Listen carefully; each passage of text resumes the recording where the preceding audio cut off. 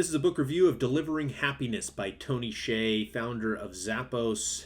This is Accessory to Success. We review a lot of business books here. We get some great tidbits from them and drop a lot of those into our newsletter if you'd like to subscribe to that. Main takeaway. The book Delivering Happiness is a biography of Tony Hsieh's, founder of Zappos, life. It is inspirational for all people who want to do great things and be happy. Tony wants to make the world happier, not just Zappos customers and staff. He learned the hard way that culture is very important in any business, and once you get the culture right, you can never go wrong. The book walks you through the turmoil of Tony's world when starting Zappos, and the beginning challenges, the messy middle, and ultimately the finish line. There are lessons for every business enthusiast at every stage in this book. What you will learn from this book. You must follow your heart. And there are no free lunches for an entrepreneur. As an entrepreneur, you should see opportunities and take the risk. You should not outsource your core competency. Build a culture to make people connected. Be known for something. Pick something and focus on it. Lastly, have fun as you do this. Main book summary. Ever since his childhood, Tony used to come up with many business ideas which he actively pursued. His Asian American parents had his schedule packed, though, and big plans for him to become a doctor. Tony had no interest in musical instruments as he was instructed to practice. He considered it to be a waste of time. So he recorded himself playing once for an hour and used to play the recording loud enough for his parents to hear. Admitting this only for the first time in his book, he even apologizes to his parents. What really had Tony excited was making money and starting businesses. He began delivering newspapers, began a letter-selling business, learned about computers, and even worked as a programmer in high school. There were many other schemes that failed, but Tony was always trying something. As a high IQ individual, Tony had his pick of the college litter. UC Berkeley, MIT, Stanford, etc. He selected Harvard and ended up creating a way to crowdsource notes for classes and selling them for a profit. He cooked up a few other schemes in college as well. But after college, Tony grabbed a job at Oracle. He was making $40,000 and doing better than his peers. He ran a couple tests and was bored at the time at work. As you might imagine, he quickly started a business on the side with his buddy Sanjay. They named their business IMS, Internet Marketing Solutions, and it quickly absorbed all their enthusiasm. Soon after getting their first customer, he had to quit his job at Oracle. His manager congratulated him and assumed that he was going to a startup and was very excited. Their first foray as real business owners fizzled, but they soon founded Link Exchange. This was a site built for profit through ad placements. Free to use, and users flocked to it. Business was booming. The two recent grads soon had an offer in front of them for $1 million. They turned it down and eventually sold the company to Microsoft for $265 million. In the merger, Tony realized that the culture was terrible and that the training process they had avoided building was a huge mistake, a mistake he would not make again. He had to quit and leave money on the table because he was so bored. Tony was rich and he could have retired, but decided to start a fund and invested in 27 different businesses. Most of the companies that he ended up investing in got him his money back and even made money, but Zappos is the star. Nick and Fred were the idea men. They wanted to build a company that sold shoes online and launch through drop shipping, a first for shoes. Their passion swayed Tony, who was initially skeptical, but went through with the investment anyway. When the economy began to collapse in the wake of the dotcom bubble bursting and 9/11, the company was in dire financial straits. They cut staff and took smaller space. Tony threw more money in, but it wasn't enough. He decided to begin selling the real estate he had purchased for massive losses to keep the company afloat. All of this because of the liquidity crisis and lack of available funds.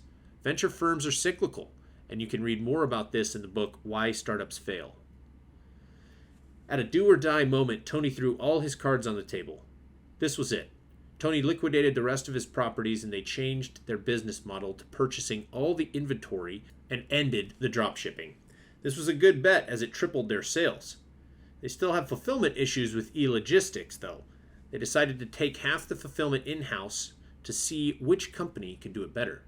It didn't take long to realize that Tony should never have outsourced this to a third party. This lesson is supported by Behance founder in the book The Messy Middle. Not outsourcing a core competency is a lesson that Tony never forgot. It prevented them from outsourcing customer service as well.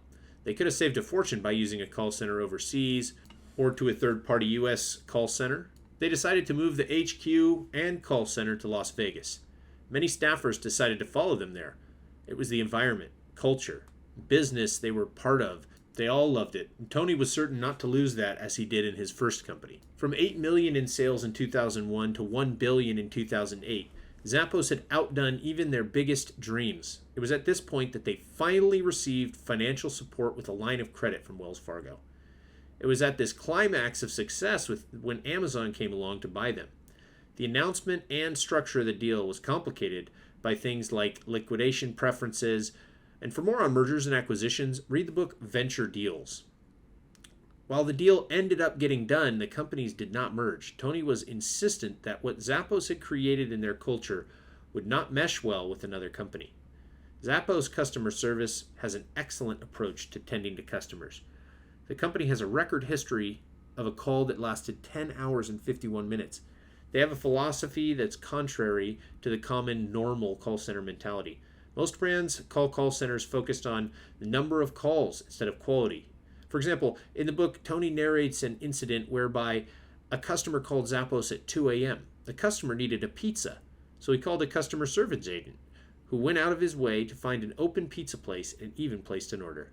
The customer service agent could have cut short the client and explained that this is a retail shop, not a pizza place. Instead, he went out of his way to cater to the needs of the customer, showing how Zappos has a customer-centric culture. The book, The One Thing, helps you determine the one thing that is the most important to focus on. And this is a common problem with entrepreneurs. Tony is no exception. He even thought about applying the Zappos business model to shipping lobsters at one point. Once your company has picked one thing to work on, Tony says you should never outsource the idea. If you have an idea of what you want your business to lead in, extend it through the company. It shouldn't just be up to a single department. About the author, Tony Hsieh was an American businessman and venture capitalist. He was the CEO of Zappos for a long time, an online shoe store. Before founding Zappos, Tony was a co-founder of another company called Link Exchange. He sold the company Microsoft in '88 for a total of $265 million. He used the proceeds earned from the sale to start an investment fund named Venture Frogs. At and around the same time, Tony got a call from Nick, who had a business idea and a website called dotcom. Nick's idea was to make shoes easily available to people. Initially, Tony didn't buy into Nick's idea, but Nick started explaining that showing statistics about the shoe industry. That's when Tony started to show interest.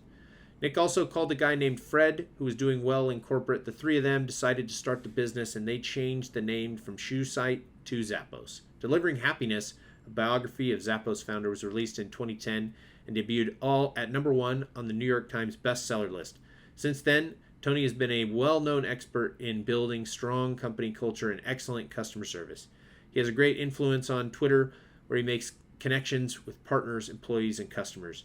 Sadly, Tony Hsieh has passed away, but his legacy remains. This has been a book review of Delivering Happiness, the founding of Zappos and biography of Tony Hsieh. Hopefully you enjoyed it. There's a lot of book recommendations in this review. You can find links to those in the blog post. Thanks for listening, and we'll see you in the next review.